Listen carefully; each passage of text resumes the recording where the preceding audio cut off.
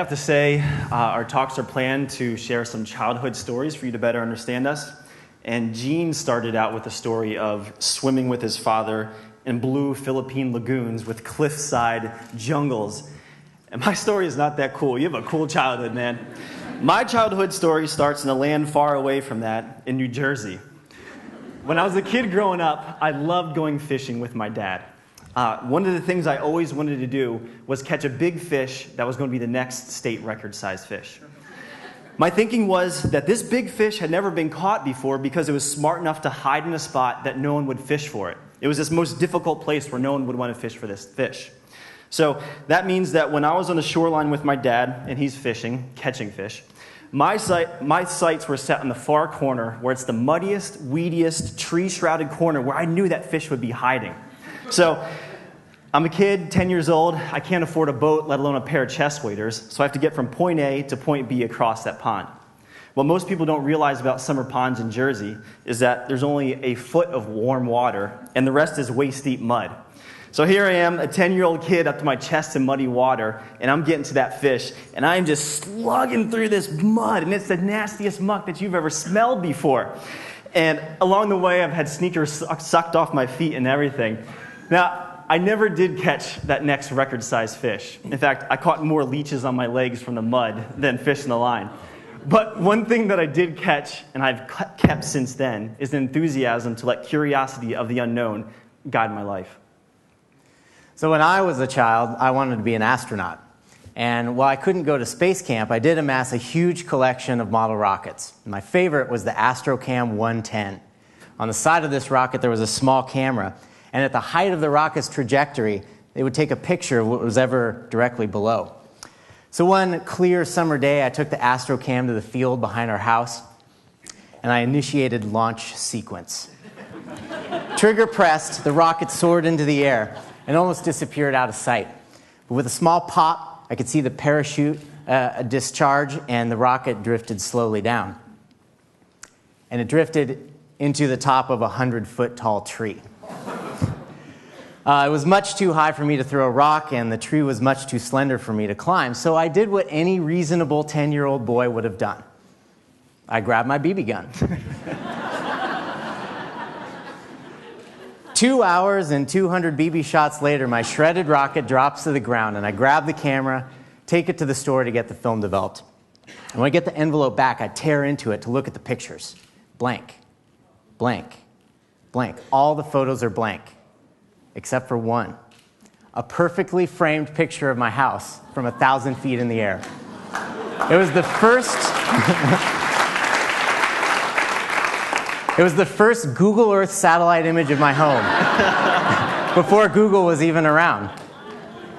Well, my love of photography has carried on into my adult life, and for the past decade I've organized a photography contest, Photo of the Year, that supports a local outdoor school. And it was at the awards event for this last year that I first met Ben as the winner of the professional category. He had a beautiful photo of Mount Hood arcing, or of the Milky Way arcing over Mount Hood. And it was really captured my attention because I'd been doing a little bit of night time-lapse photography, and I recognized his photo skills at night as really exceptional. And to make a beautiful time-lapse, all he'd have to do is take about 400 more of these in sequence. No big deal. I had an adventure documentary project in mind in which I was imagining really stunning time-lapse used throughout. And so I warmed Ben up with a few Portland microbrews and pitched the idea. The film would be about 2 tree climbers traveling through a canopy of trees for 5 days, unsupported, never touching the ground, and carrying everything with them for 1 kilometer in distance. True uncharted territory. I wanted our coverage of their effort to include every cinematic technique that I'd always wanted to try, for no budget.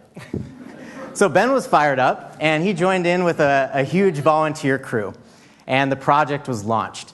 We followed the tree climbers for 5 days, sleepless days and nights, and on the morning of the 5th day, I found Ben shivering and huddled 60 feet up in the top of a boom lift. He'd spent the entire night out shooting time-lapse in the trees. And as I looked into his bleary and bloodshot eyes, I also saw a wild enthusiasm because Ben had caught time-lapse fever.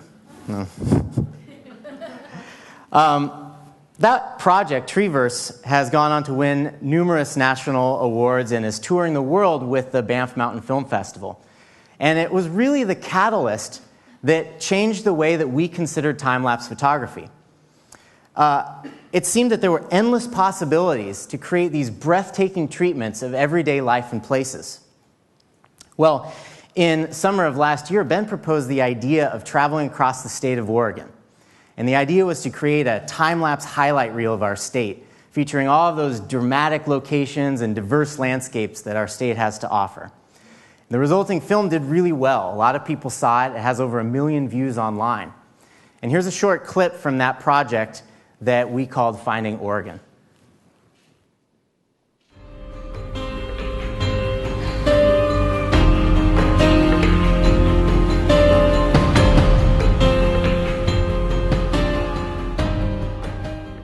And keep watching. In Finding Oregon, we traveled over 1,600 miles to 15 different locations over the course of 6 months of filming.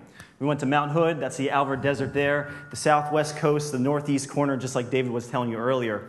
We went and carried insane gear, countless miles to the most beautiful places in Oregon that we could find. And we loved every minute and mile of the whole process. Now, speaking of minutes and miles of the process, in this project and all the others that we take on, we have 3 ideas in our work ethic that we try to line up. The first is a popular thing. It's been mentioned a couple times today and in many other TED Talks, and that is passion. You got to first find your passion and live in it. The second idea is borrowed from Malcolm Gladwell's book, The Outlier, and that's the idea of 10,000 hours of effort spent on your narrow career niche. Now, it's not so much that 10,000 is this magic number, but somewhere inside that number, in the framework, is the understanding and the acceptance that you're going to work long weekends to make that project the best it can be. And there's probably going to be some all-nighters at the office where you just got to stay with the thing just to finish it through. And it's that extra mile, it's the extra 10 miles, it's the extra 100 miles that will make the difference to make you rise out above the ones around you. Now, here in the talk today, the theme is uncharted territory. So how do we take our passion and our 10,000 hours of effort and bring it into something new, to the boundaries of the maps and the lives around us? For that, the extra ingredient that we look for is something that we all start out with kids. And as we grow into adults, unfortunately, we lose it. And it's a simple thing, and that is curiosity. Curiosity is the thing that just made me go across that nasty, muddy pond to try to catch that fish. Curiosity is the thing that made John build the rocket with a camera strapped to it to get a picture of his house. Curiosity is this relentless inner force that exists to ask the unanswered questions in our lives. And so, got all excited and worked up there, forgot where I was going. Curiosity is the thing that's going to lead us into the uncharted territory. So I want to show you some of the things that we do here with the time-lapse. These videos are becoming really popular online. We wanted to take the opportunity to sort of pull back the curtain and show you how it works. There's a lot of gear behind us, and we'll talk about it. Now, traditionally, time-lapse is started with a camera on a tripod. And you take about 500 pictures over 5 hours, condense it into 5 seconds, and you have a time-lapse video. There's been 2 things that have changed everything. One is the digital revolution. With a digital camera, we can take thousands of pictures. It doesn't cost anything for printing and developing. And the second is motion. So now we can move the camera through the scene that we're taking pictures of. Right here behind me, this is called the Stage 0 time-lapse dolly. We affectionately refer to it as dolly.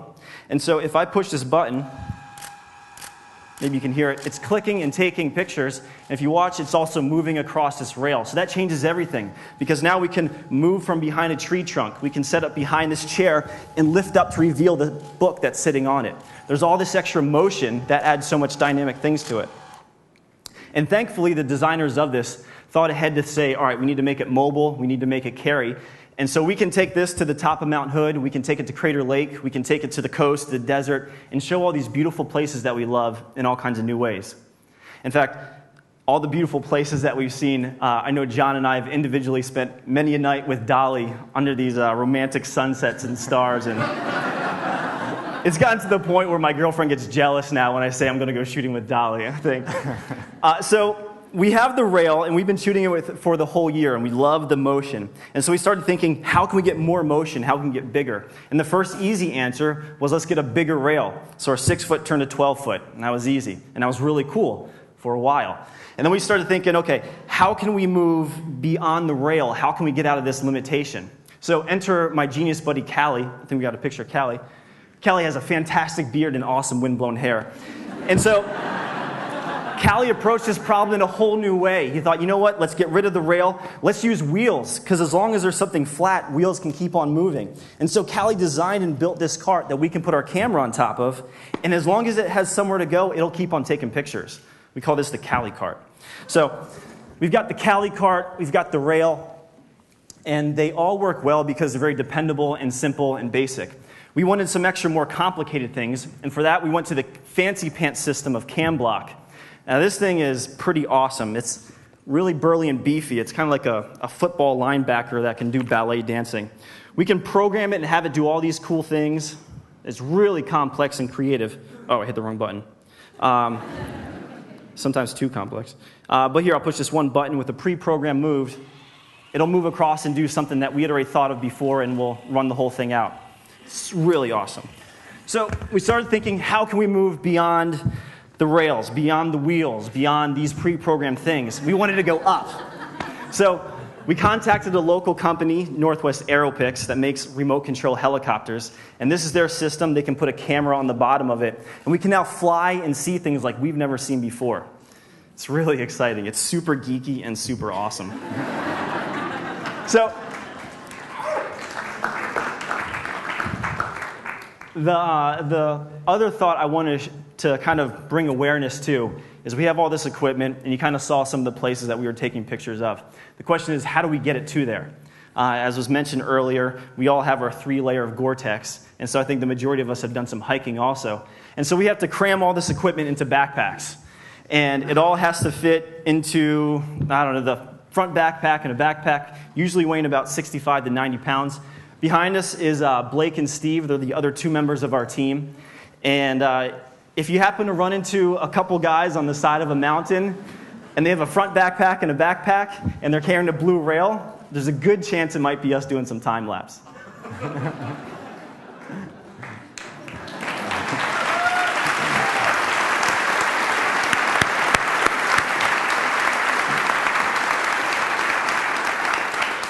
So after finding Oregon, we were left wondering what our next project would be, and we decided to look for it right here in our own backyard. A time-lapse film about Portland for Portlanders. But we didn't want to just recreate what we'd already done. Where could we put our camera, and what kind of camera motion could we achieve that would go well beyond anything that we had seen or tried? So we scoured the city for locations, those locations that we'd always wonder about. I wonder what it would look like from here or here. We considered what could we put our camera on that would achieve a huge range of motion. We brainstormed a long list of all those characteristics that make Portland a really unique and special place to live. We contacted dozens of individuals to secure access to locations and events.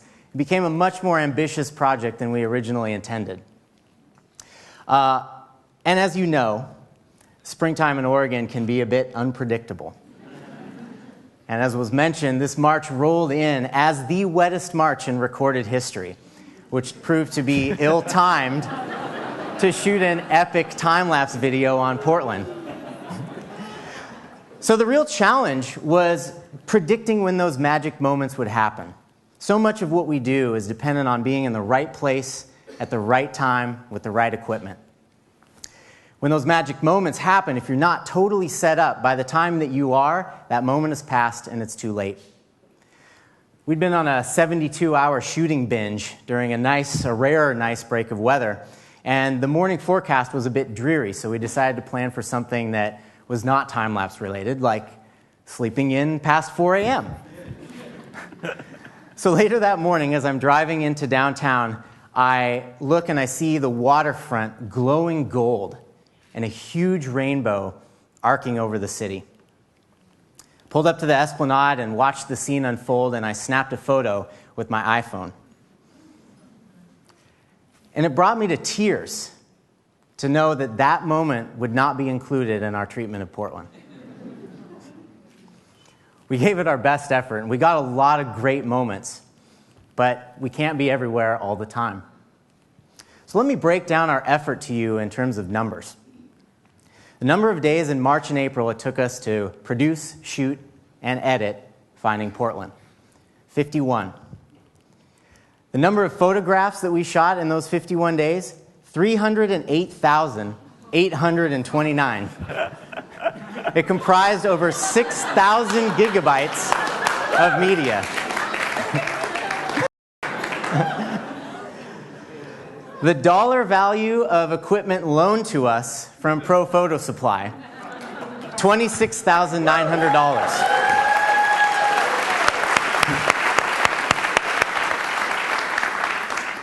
It took us 3.8 hours to make each second of this film, and it's 210 seconds long. We've been working really hard over the past 2 months to make this film, to bring this film to life and to present it here at TEDxPortland. And in the process, we've really fallen in love with our city all over again. So it is we're very excited, and it's a real honor to be able to present to you here today the premiere presentation of Finding Portland.